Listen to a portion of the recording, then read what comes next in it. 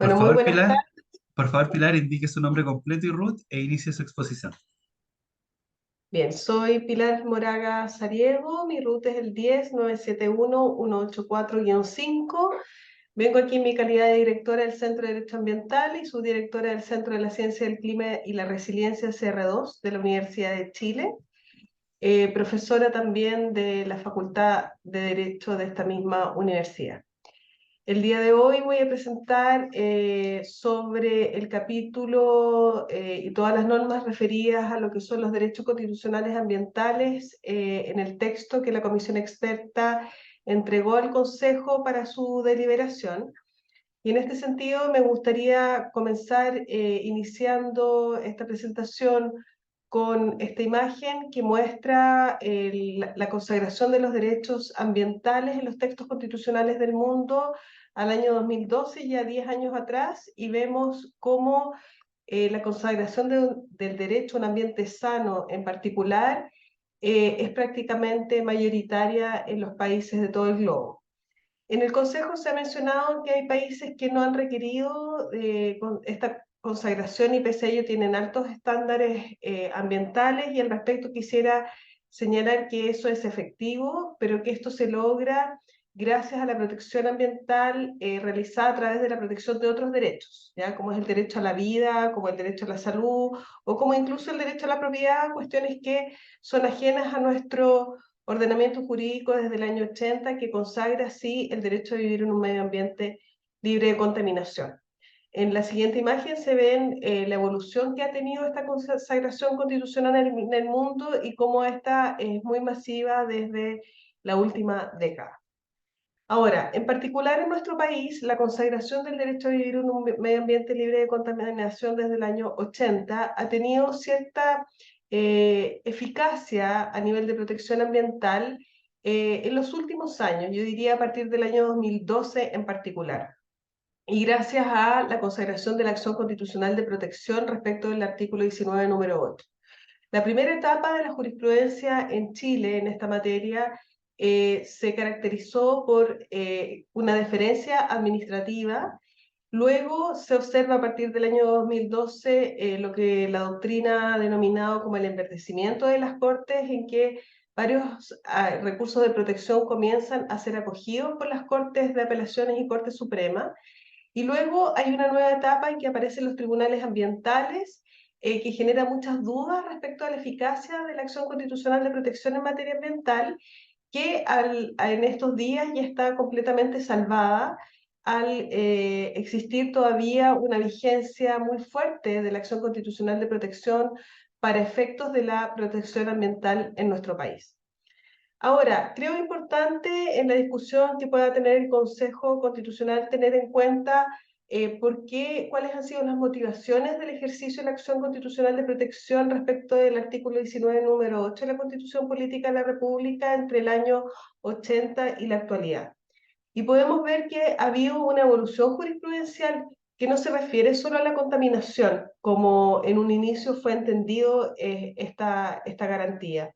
sino que al día de hoy esta garantía se entiende como ese derecho a vivir bien, que va más allá del derecho a la vida y a la salud. Y esto lo ha dicho la jurisprudencia de la Corte Suprema de manera sostenida, y podemos ver un caso en el año 2011. También cabe la pena resaltar que en esta misma óptica del vivir bien, se ha dado protección respecto a la afectación del agua, la flora, e incluso al agua para el consumo humano. Y en ese sentido, el contenido del derecho a vivir en un medio ambiente libre de contaminación, tal como está consagrado en la Constitución del 80, ha expandido su contenido hacia la protección de ecosistemas y que se ven siempre en tensión respecto de la actividad productiva del país. Vemos acá un caso también conocido por la Corte Suprema de proyectos inmobiliarios en las dunas de Concón, que refleja muy bien justamente esta tensión entre la actividad productiva, como es en este caso la industria inmobiliaria, y la protección de un ecosistema como las dunas de esta zona. También han habido otros casos en que se ha pretendido la protección de ciertas especies de fauna, por ejemplo, como el gaviotín chico en este caso de jurisprudencia. Todo esto es para decir que hoy en día el entendimiento de este derecho a vivir en un medio libre de contaminación, tal como fue consagrado en el año 80, es comprendido en una perspectiva mucho más amplia, que es el del derecho a vivir en un medio ambiente sano, tal como lo consagran, ya lo mostré más atrás, la mayoría de los países del mundo. Y bueno, ¿cuáles son los desafíos que podemos observar hoy, puesto que este pacto constitucional o este pacto social que va a reflejar la nueva constitución se sitúa en este año del 2023 y en una mirada de futuro de los próximos 50 años? Vemos que la realidad ambiental de nuestro país es muy diversa a la de los años 80 y a la de las últimas décadas, que nos enfrentamos a eventos climáticos extremos exacerbados por el aumento de la temperatura global del planeta, respecto del cual Chile y su población es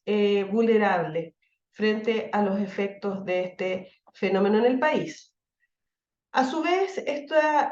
crisis ecológica y climática presenta una oportunidad para nuestro país para repensar y remirar nuestra relación con la naturaleza, con los ecosistemas, y comprender que una de las riquezas de nuestro país, y gran riqueza, es justamente este patrimonio natural que permite resguardar un cierto equilibrio ecológico en este periodo, como lo anuncié antes, de crisis. Ahora, en cuanto al anteproyecto presentado por la comisión experta para deliberación del Consejo, vemos que quizás uno puede reconocer lo que son los derechos propiamente ambientales y, por otra parte, el capítulo referido a la sustentabilidad. Y en cuanto a los derechos, vemos que se mantiene este concepto del derecho a vivir en un medio ambiente libre de contaminación, que bueno, se refiere al año 80, pero que también se agrega el de vivir en un medio ambiente sano, como es la tendencia en la actualidad, el deber del Estado, y también la posibilidad de que el legislador establezca restricciones específicas en los derechos y libertades. Cuestiones que no representa una gran novedad respecto a lo que ya existía en la Constitución del 80. En cuanto al que la Constitución debe asegurar a todas las personas este derecho al agua y el saneamiento, creo que esto refleja bien el consenso social a través del cual que se llega a través de la reforma de la Constitución del Código de Aguas, y que en ese sentido era un mínimo necesario que este texto expresara. Ahora, en cuanto al capítulo de medio ambiente, sostenibilidad y desarrollo, pienso que si bien es un aporte al texto propuesto por la comisión experta,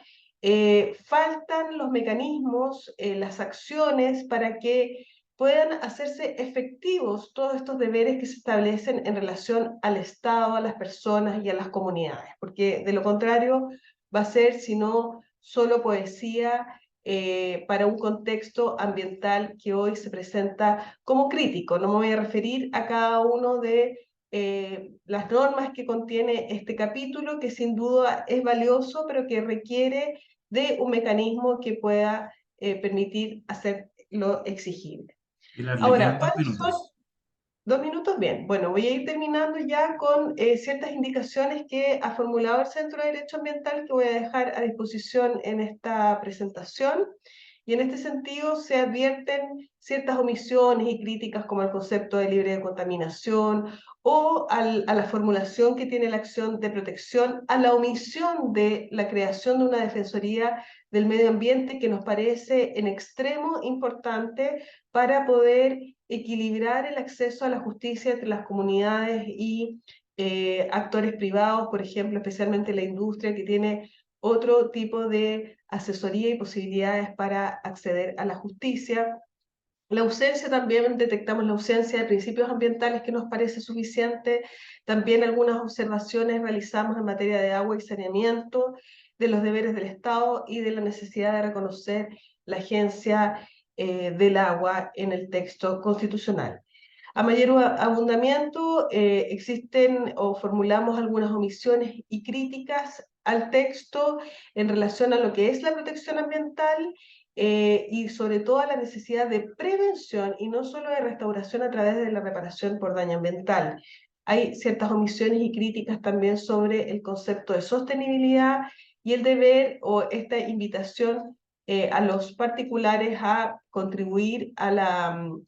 a la protección ambiental, lo cual es propiamente un deber del Estado. También hay ciertas omisiones que detectamos en materia del deber del Estado de planificar y gestionar los territorios, la identificación de amenazas, la protección de la biodiversidad, el resguardar los intereses de las generaciones futuras, entre otros. Y voy a dejar a disposición ciertas propuestas que ha formulado el Centro de Derecho Ambiental en relación al texto de la comisión experta con redacciones bien precisas que me permito ahora no leer en razón del tiempo, pero que dejaré a disposición para que sea estudiado por el Consejo Constitucional. Muchas gracias.